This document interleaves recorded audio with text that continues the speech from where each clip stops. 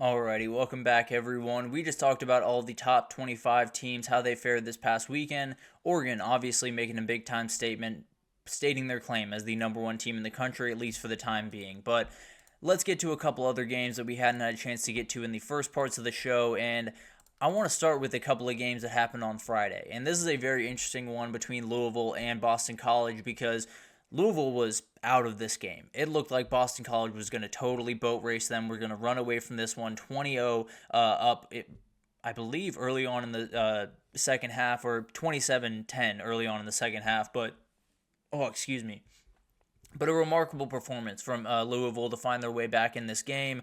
They at least put themselves in a very good position to get bowl eligible because you look at the rest of their schedule, it's a little bit of a nightmare, but at the end of the day, they were able to get this big time win, get to 5 wins, and they should have at least one more on their schedule. For Boston College, this is one that you're gonna want back. You're sitting up 27-10 late in the third quarter. You give up 14 straight points and you gain 27 yards on 3 drives in between. So not what you want to do by any means. A tough one to swallow for sure, but at the end of the day, this was a fight between the middle of the ACC at best. This was going to be two teams that have some spoilers ahead, but that's probably about all you're going to get from these two teams the rest of the way. Both play Pitt coming forward. Louisville has Clemson this weekend, and then Boston College has SMU. So there's ability to possibly kind of mess up a couple other team seasons, but as for what these teams are going to do in the ACC or the CFP, not too much, to be totally honest. And then we had another game on Friday. USC finally gets a comfortable win. They get a win that is not necessarily terrifying from start to finish. And this one was a little bit all over the place, but they were up 28-9, and it still felt weird. It still felt like a game that Rutgers possibly could get back in, and they got down 28-20. So they found their way back into this game, and then USA was able to handle business the rest of the way. Makai Lemon, the guy on your screen right there, deserves a ton of respect. He's becoming a very dangerous player for this team. 134 yards receiving and a score, 3 returns for 122 yards with an 80-yard kick return in there. Really remarkable stuff from the sophomore, and one of those guys that this USC team, still a very young offense with a first-year starter at quarterback, a lot of young guys at receiver. It's a dangerous group coming back in 2025. So I know this season's been very disappointing, and obviously you're still going to have to finish it very well to feel good about this one. But at the end of the day, you have a lot coming back next year, and Makai Lemon seems to be a huge, huge piece for that. But for USC, they got to go on a run the rest of the way. You got at Washington this upcoming weekend, then Nebraska and UCLA at home. You should be able to win all of those games. And if you can win those, you salvage this year just a little bit, get to 7-5 or 7-4, and then you do have a game against Notre Dame. And that would get things pretty much all the way back. If you find a way to finish this season 8-4 as USC, you got to feel really good about where you are going forward, because the first part of the season was downright ugly, but being able to find yourself finish strong can do wonders for yourself in the offseason in recruiting and then just going onto the field in 2025. And then kind of an under-the-radar game in the ACC. Virginia Tech really just rolls defensively in this game over Georgia Tech 21-6, and this Georgia Tech team had no running room all day, and as you can imagine, with that Georgia Tech team, if they can't run the ball, it's going to be a long day. They actually moved to Aaron Philo, the freshman, to take over at quarterback, made some really nice throws, including a beautiful ball downfield, so a little bit of a glimpse for the future. We'll see how quickly that happens with Haynes King's future kind of up in the air right about now. But at the end of the day, for Virginia Tech, it was an ugly offensive performance. Not one that you're going to necessarily love. They didn't get a ton going through the ground or really through the air. They were able to make enough plays, though, and they won the turnover battle 2-0. That's going to make all the difference in a game like this that is a little bit dragged down, a little bit gross from time to time. Being able to get those 1 or 2 plays on the defensive side of the ball makes all of the difference. But at the end of the day, the weird chance that Virginia Tech has to make the ACC title is still very much alive. They only have 1 loss in conference. They are still a team that could get a win over Clemson later on, and then a couple other things fall their way, and they're very much in Charlotte at the end of the year. I know it would be insane to watch, but with this year, I'm not necessarily taking anything for granted. So it could be a crazy finish, and would not necessarily put that out of the realm of possibility by any means. And then you move forward to one over in the Big 12. That was absolutely huge for Texas Tech, and they fumbled it away. There's really no other way to put it. Texas Tech was sitting up 34-21 in this game with about 11 minutes to play. They then went punt, fumble, and TCU came back into the game very, very quickly, went up by 1 point, and just never gave it back. Now, on the Texas Tech side, if you want to feel a little bit better about things going forward, Will Hammond came into this game and he wowed. He was 10 for 15, 121 yards and a score. Also got a score on the ground. This is a very, very talented kid that really flashed in a lot of the camps that he went through early on in the recruiting process.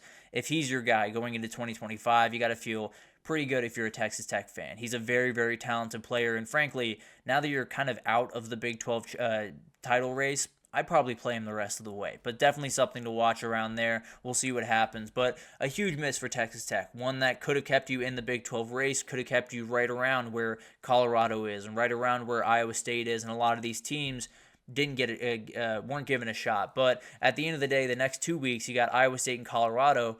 Somehow you win those two, then things get a little bit more sketchy, and you probably ruin the fun for those two teams. But at the end of the day, it's one of those things that Texas Tech had a golden opportunity early on in the season, and throughout 3 weeks, they've let it kind of slip away. So terrible for them, definitely one that they're going to want back. But at the end of the day, still feels like a program that's slowly moving in the right direction. And with a lot of Big 12 teams looking, at least like it seems like they're going to fall off a little bit next year, maybe Texas Tech is a team that can step up in 2025. But as for 2024, probably a lost cause at this point.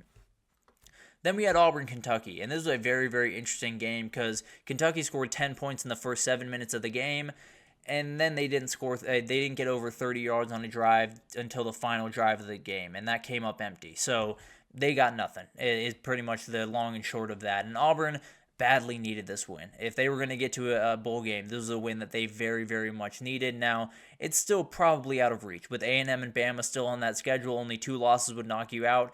You're probably in not so great shape, but you're still alive. That's kind of the important part here. And with Diego Pavia coming into town next weekend, some bad taste in your mouth. No two ways about that. Last time he came in, he totally tore you to pieces as at New Mexico State. Now he's going to be the favorite walking into your building, and it's going to be really interesting to watch that one unfold. But Auburn needs that win just about as badly as really anyone in the country, and Vandy might need that win just about as badly as pretty much anyone in the country. So definitely a fun one to watch. And then Jarquez Hunter is an absolute monster. He's someone that I'm kind of upset that Auburn's not quite as good as they could be, because this kid deserves to be as big of a star as really anyone in the country. 23 carries, 278 yards, 2 touchdowns in this game. He is the entirety of their offense right now, and he's taken on the load. He's been absolutely incredible, and one of those guys that at the next level is going to be just so much fun to watch. But moving forward to that rivalry game that got very chippy towards the end of that one, and a little bit of a scary moment at the end of that one with a fight at center field. But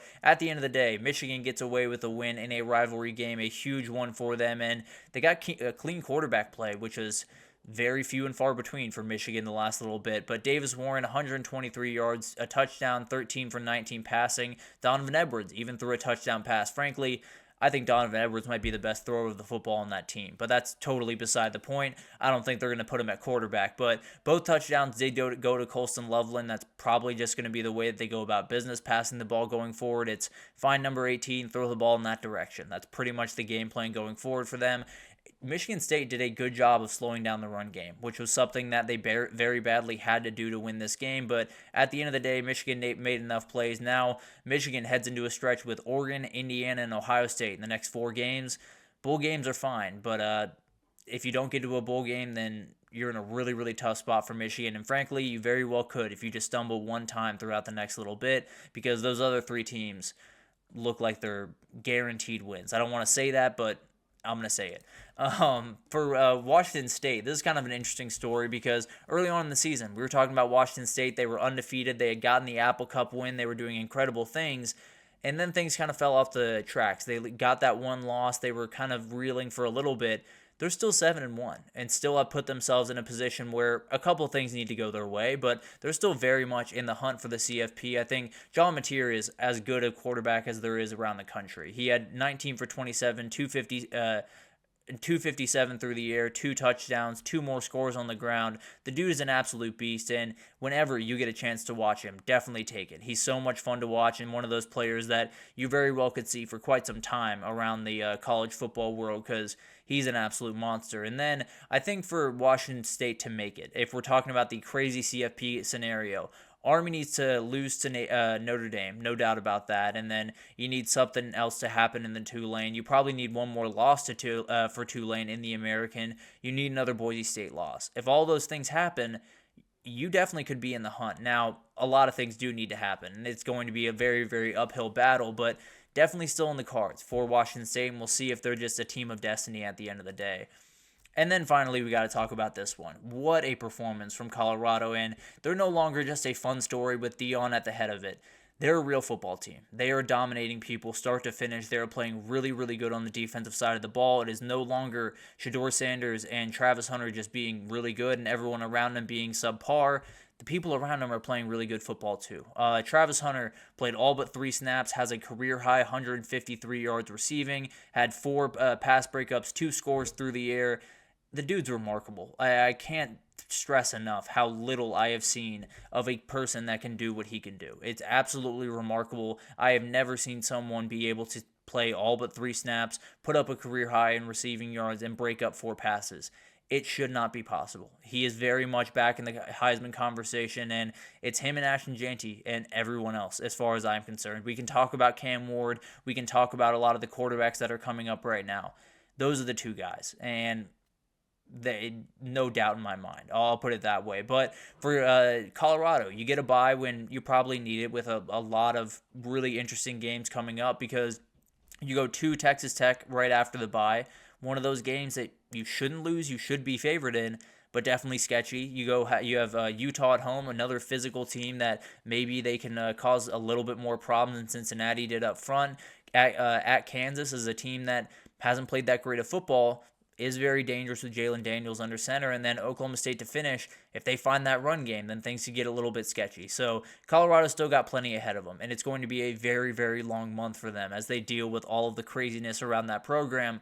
But they're a very capable team. They should be able to win all of the games ahead of them, and they should be a team that has everything to say about the CFP going forward. So remarkable. Cannot say enough about how impressed I am of this Dion and this staff overall, because this was a team last year that was nowhere close where they needed to be, and they found a way to get close. And they're not only close, they might just be there. So really remarkable stuff from this coaching staff. I've said it time and again.